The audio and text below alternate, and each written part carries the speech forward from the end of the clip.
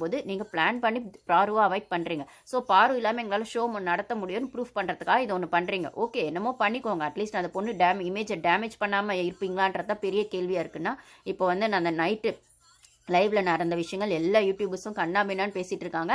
நம்ம என்னன்னு தெரியாமல் பேசக்கூடாது. அது மட்டும் இல்லாமல் இது ஒரு பொண்ணோட லைஃப் விஷயம் அப்படின்னு சொல்லும் போது நான் எதுவுமே பேசலை.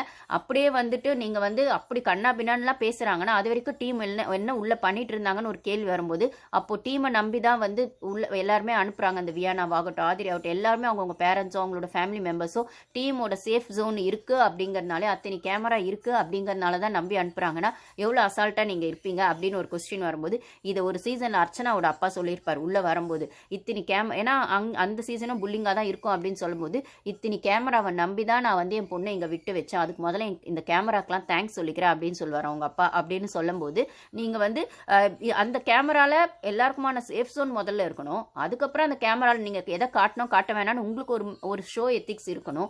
எதை ஃபில்டர் பண்ணணும் பண்ண வேணான்ற ஒரு எத்திக்ஸ் இருக்கணும்னா அந்த பொண்ணு இமேஜை டோட்டலாக டேமேஜ் பண்ணி விட்டுட்டீங்க. நேற்று அந்த நாயை கொலைக்க வச்சு அப்படி ஒரு விஷயம் பண்ணீங்கன்னா இப்போ வந்து அங்கங்க சொல்லிட்டு இருக்காங்க அது டெக்னிக்கல் ஃபால்ட் அப்படின்னு சொல்றாங்க.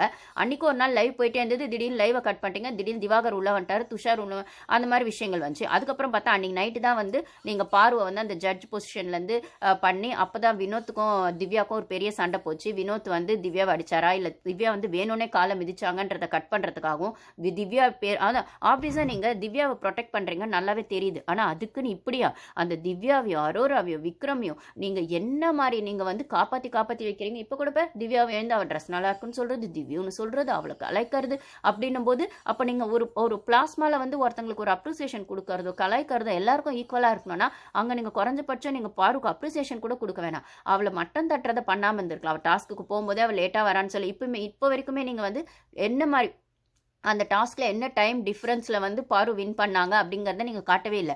ஏன்னா அதை நீங்க ப்ரொமோலையும் காட்டல. அப்ப என்ன பிளான் பண்ணிருக்கீங்க? இப்ப ஜாக்க வெளில அமிச்ச மாதிரி தான். ஜாக்க உள்ள வச்சுக்கிட்டு உள்ள வந்தோடனே அந்த டைமே சொல்லாம ரொம்ப நேரம் வரைக்கும் அவளை காக்க வச்சு டீம் செக் பண்றாங்க. டீம் என்ன செக் பண்ணி கிழிக்கிறாங்க நாங்க கேட்குறோம். அவ்வளோ பேர் டீம் வச்சுட்டு உங்களால அந்த டைம் கரெக்டாக அவ்வளோ இது செக் பண்ண முடியாதா?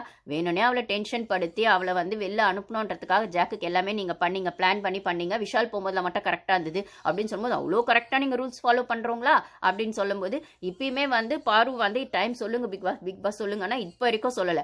இப்பதான் திவ்யா அவங்க சாண்ட்ரா டாஸ்க் விளையாட போறாங்க. சோ எந்த டைம் முன்னாடி வரணும்னா அதை சொல்றேன். சாண்ட்ராக்காக தான் இந்த ஃப்ரீ டாஸ்க் வைக்க போறாங்க அந்த குழந்தைங்களை கூட்டு வரதுக்குன்னா. குழந்தைங்க வர்றது நல்ல விஷயம் தான். ஆனால் இவங்க கேமில் என்ன பண்ணாங்க அப்படின்னு ஒன்று இருக்குல்ல. அப்போ வந்து ஒரு எமோஷனலை உள்ள வந்து அந்த ஃப்ரீ டாஸ்க்ல இருந்து வெளில இருந்து வரவங்க கொடுத்துட்டா அப்போ அவங்க நல்ல